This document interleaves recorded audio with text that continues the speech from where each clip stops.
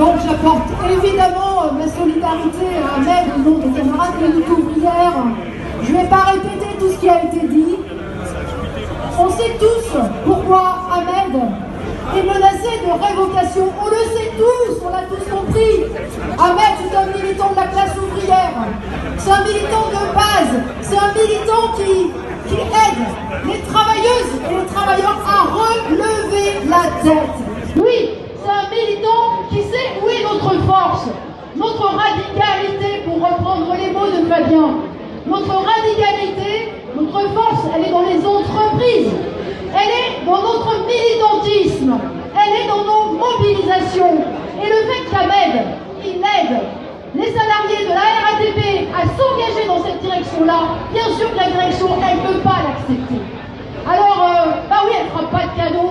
Et on est bien là pour dire, eh ben voilà, t'as tous nos soutiens, toutes nos forces, t'es pas tout seul Ahmed, et on est nous aussi, et on se transformera autant qu'on pourra en militants du même combat que toi, partout où on sera. C'est une première chose, et je voulais aussi profiter d'être réunis là pour parler aussi de choses peut-être sur lesquelles on n'est pas d'accord. Je voudrais moi aussi revenir sur le 1er mai et réitérer le soutien de lutte ouvrière et de tous les camarades de lutte ouvrière aux militants de la CGT qui ont été agressés en fin de cortège. Et je voudrais d'ailleurs dire que c'est plus que de la solidarité.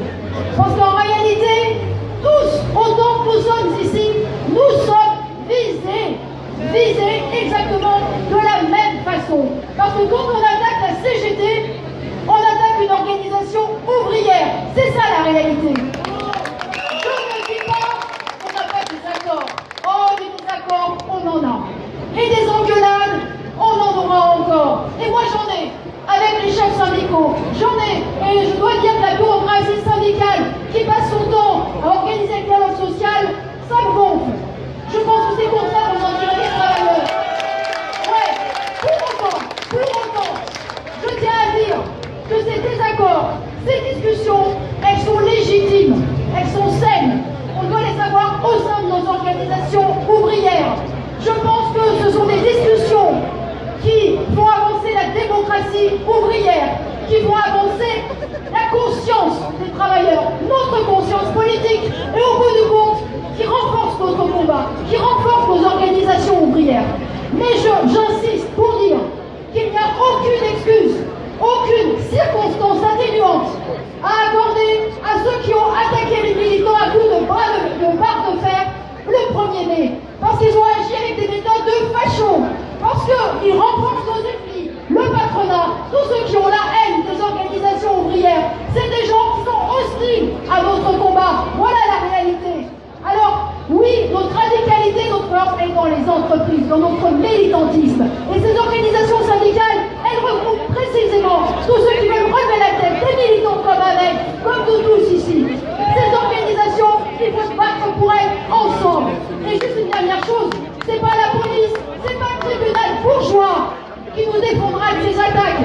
Encore une fois, c'est nous ensemble, dans nos mobilisations. Alors, moi, en défendant bien sûr la conscience de classe, et cette idée de la lutte de classe, moi cette conscience, vous le savez, avec lutte ouvrière, je suis communiste révolutionnaire.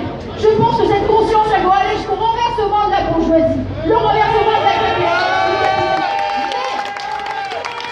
Mais en même temps, je sais que c'est pas partagé par tout le monde ici, mais je sais qu'ensemble, on peut lutter pour une chose qu'on a en commun. C'est justement cette conscience-là, décisive, basique, que si on ne se bat pas